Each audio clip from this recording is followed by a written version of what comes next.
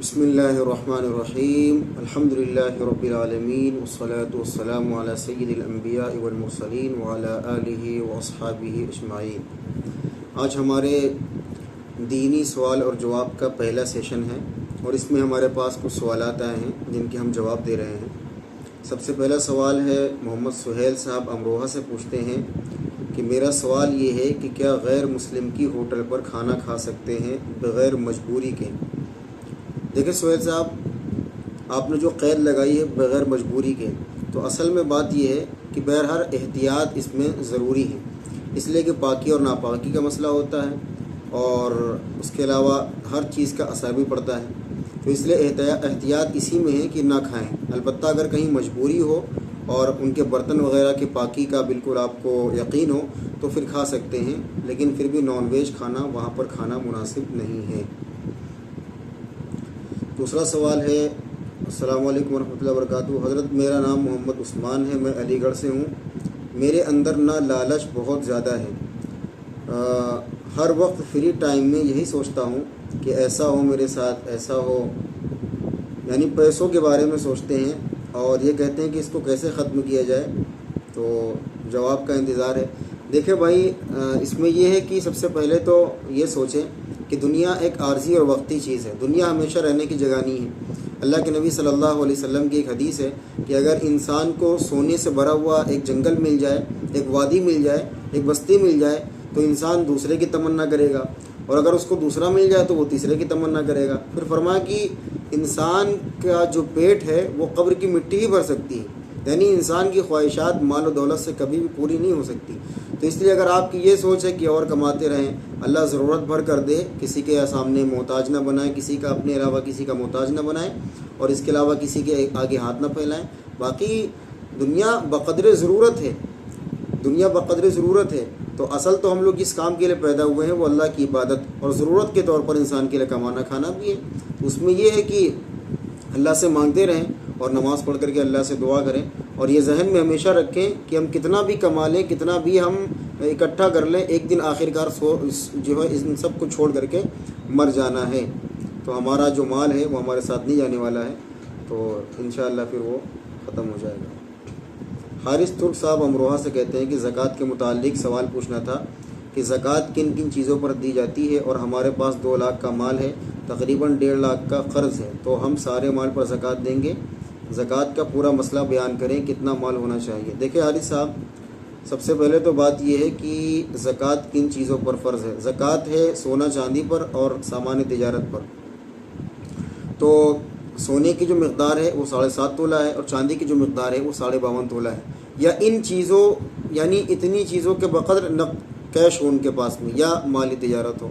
آپ نے دوسری بات لکھی ہے کہ 2 لاکھ کا مال ہے، تقریباً 1.5 لاکھ کا قرض ہے، تو آپ پہلے قرض ادا کر دیں، باقی جو بچے گا 50,000 روپے اس میں سے آپ زکوٰۃ نکالیں۔ اگر اس کے علاوہ اور کچھ نہیں ہے تو، اگر اور کچھ بھی ہے تو سب کو جوڑ کر کے اس میں سے آپ زکوٰۃ اپنی نکالیں گے۔ باقی موجودہ دور میں زکوٰۃ کا جو مسئلہ ہے وہ ابھی آگے آ رہا ہے، ایک صاحب کا بھی شاید کوئی سوال اور بھی ہے۔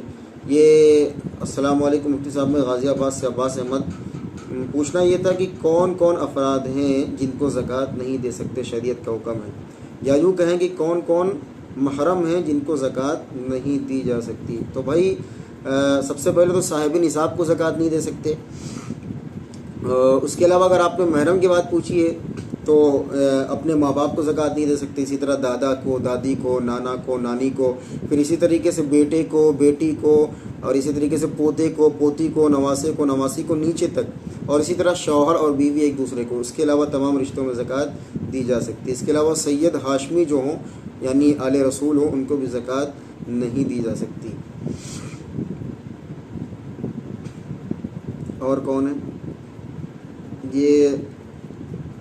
السلام علیکم، میرا نام طارق ہے، میں سعودی میں گاڑی چلاتا ہوں، میرا کفیل اکثر نماز کے دوران موبائل چلانے لگتا ہے، اس کی گنجائش ہے؟ بالکل بھی گنجائش نہیں، اپنے کفیل کو بھی منع کریں، نماز میں خشوع اور خضوع لازم ہے۔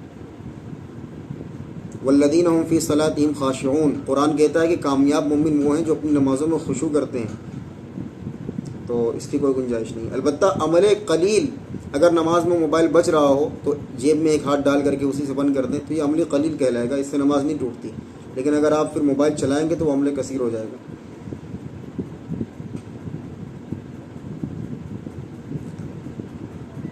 یہ پوچھتے ہیں کہ زکوٰۃ کو لے کر تھوڑا کنفیوژن ہے، کئی دن سے سوچ رہا تھا پوچھوں آپ سے، پوسٹ دیکھا تو خیال آ گیا۔ 52.5 تولہ جتنا پیسہ مجھ پہ کب آیا پتہ نہیں، اور آیا تو سارا 1-2 دن میں ہی چلا گیا لوگوں کے پاس جو قرض تھا۔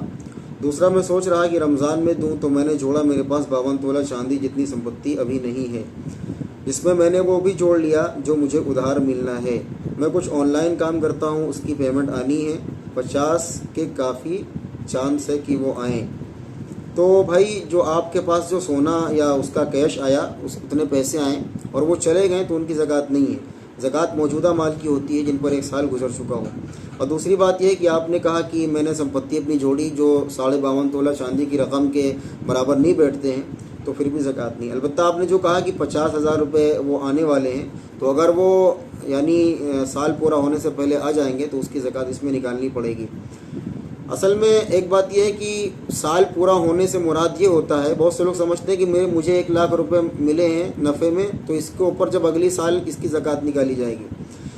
سال پورا ہونے سے مراد یہ ہے کہ آپ پچھلے سال ان دنوں میں صاحب نصاب تھے، آج اسی ڈیٹ میں صاحب نصاب ہیں، تو آپ صاحب نصاب ہیں، آپ زکوٰۃ دیں گے۔ بیچ میں آپ کے پاس پیسے نہیں ہیں، یعنی ایک تو بالکل نہیں، 1 روپے بھی نہیں ہے، تو زکوٰۃ ساقط ہو جائے گی۔ پھر نیا مال آئے گا تو پھر نئے سرے سے زکوٰۃ ہوگی۔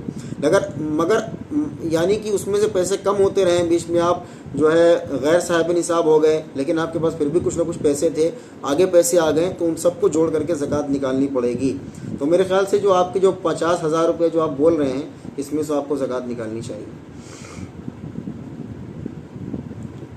یہ سبلو صاحب پوچھتے ہیں کہ کل رات تراویح میں امام سے پہلے سلام پھیر دیا تھا، پھر یاد آیا کہ میں جماعت کے ساتھ پڑھ رہا ہوں اور ابھی امام صاحب نے پھیرا نہیں، پھر سے ان کے ساتھ میں پھیرا۔